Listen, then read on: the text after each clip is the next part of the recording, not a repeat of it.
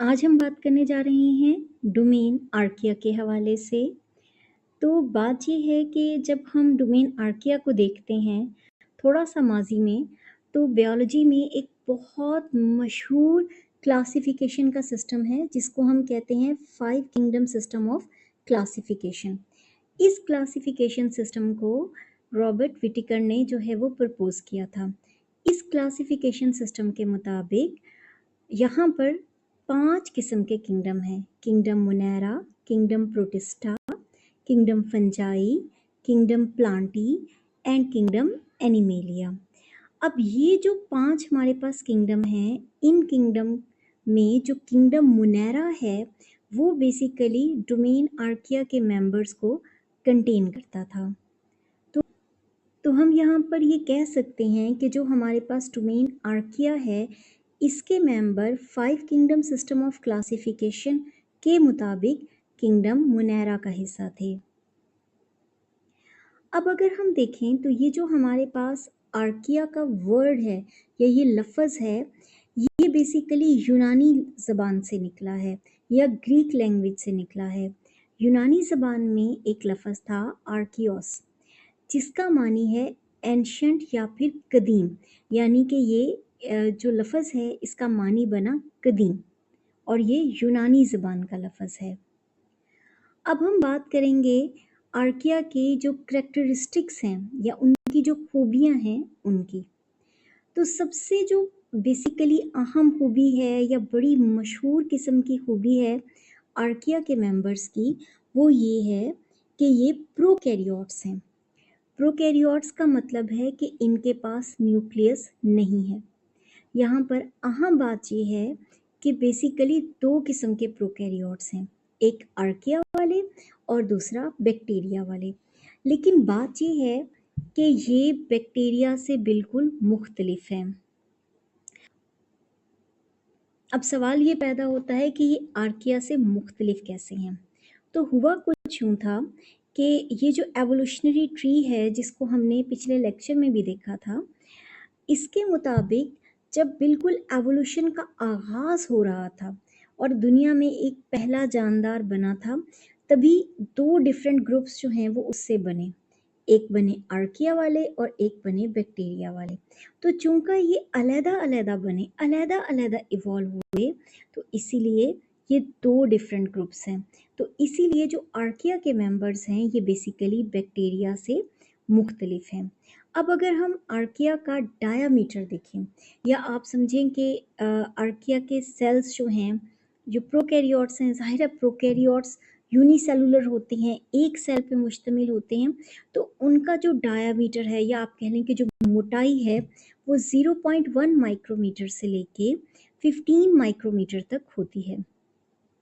अच्छा, हमेशा जो सबसे इम्पॉर्टेंट बात है वो ये है कि जितने भी हमारे पास प्रोकैरियोट्स होते हैं वो यूनिसेलुलर होते हैं, लेकिन ऐसा भी होता है कि वो इकट्ठे हो जाते हैं किसी जगह के ऊपर, बहुत सारे एक झमघट्टा सा बन जाता है, या आप समझ लें कि वो एक ख़ास तरीके से खुद को तरतीब देते हैं।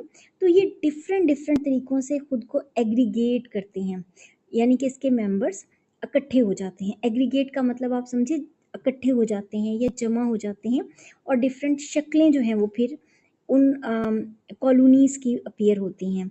लेकिन इसमें जो सबसे ज़्यादा आप समझे ज़्यादा पाई जाने वाली कॉलोनी है या इनका जमघटा है, वो फिलामेंट्स की शक्ल में है। फिलामेंट्स का मतलब आप समझें कि धागों की शक्ल में है, ठीक है? जो एक पर्टिकुलर लाइन की सीध में आप समझे होते हैं, और ये जो धागा नुमा इनके कॉलोनी बनती है या इनका एग्रीगेट बनता है, इसकी लंबाई लगभग 200 माइक्रोमीटर होती है। तो ये अच्छी खासी बड़ी जो है वो अपनी तरफ से कॉलोनी बनाते हैं।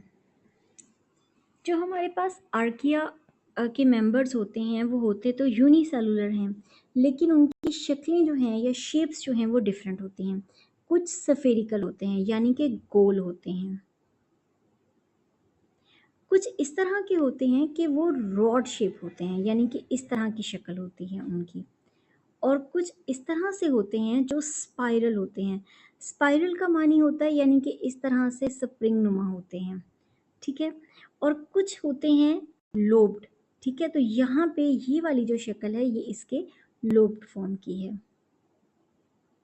और कुछ इनमें से जो हैं वो रेक्टेंगुलर होते हैं, ठीक है। तो रेक्टेंगुलर या जिसको हम कभी किसी ज़माने में मुस्ततील पढ़ते थे, ये उस शक्ल के होते हैं। अच्छा, अब बात करेंगे आर्किया के हवाले से, उसकी रिप्रोडक्शन के हवाले से।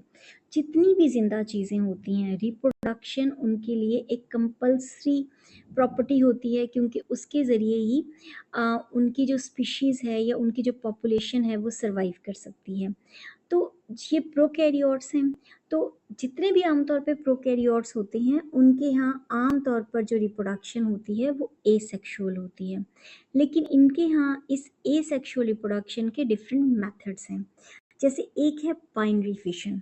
अच्छा, यहाँ पे ये जो लफ्ज़ है ना फिशन, फिशन का मानी होता है टूट जाना, बाई का मानी होता है दो। तो ये एक ऐसा तरीक़ाकार होता है जिसमें आर्किया का एक सेल जो होता है वो दो सेल्स के अंदर टूट जाता है, और इस रिप्रोडक्शन को हम बाइनरी फिशन कहते हैं।